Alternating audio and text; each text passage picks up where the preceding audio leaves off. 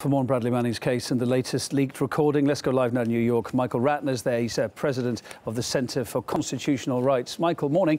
Is there any particular significance in the released recording, considering most of what he said was already known, wasn't it? Well, it was known in a way. I was in the courtroom when he made the statement, and hearing him say it in his firm voice, in his clear voice, was really dramatic for me. I mean, I'm convinced, as that statement made clear, that each time he uploaded something to WikiLeaks, who I actually represent, but each time he did, that he had a political reason, a moral reason for doing so.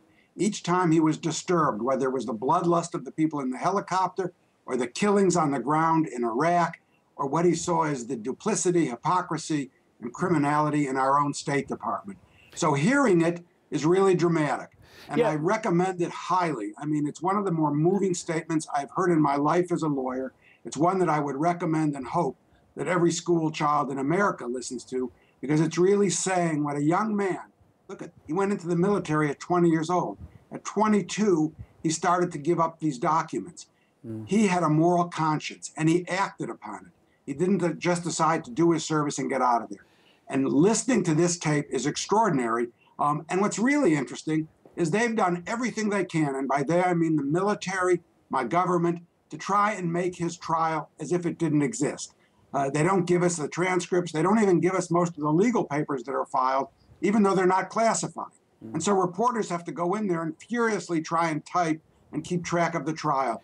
The judges read their orders rapidly. There's no oral testimony that you can record. So this is dramatic what happened. And it was probably the most important testimony that was given in the months we've been going on with this pretrial proceeding. It's interesting, Michael.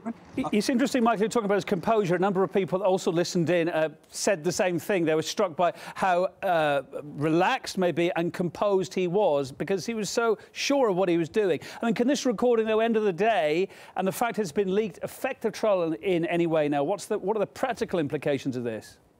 Well, I think, first of all, you have to remember, Bradley Manning was painted as this disturbed human being, having all these issues, sexual and otherwise. And there was arguments being made, at least in a lot of our major media, that that's all that happened here. There was no political basis for what he did. That was wrong even back then, before his statement. We knew from other materials that had been released that he was political about making it. This statement was overt, political, and showed him as a very thoughtful, really smart, sure of himself young person. Do I think it's going to affect the outcome? The answer, yes, I do. I think his support has grown tremendously because of this statement. He put out his reasons. People are supporting his reasons. He was showing war crimes, which is an obligation, in my view, of every soldier who sees them. And I think he will get much more support. How's the case going to pan out, do you think, Michael? How's the case going to pan out, do you think?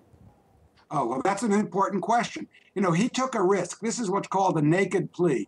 He pled to 10 charges, 20 years possible in jail, and left the other charges to be tried. The government had a choice. Are they going to go ahead with the aiding the enemy, the espionage, all that stuff? I guess the hope was that they wouldn't. The 20 years is a long time.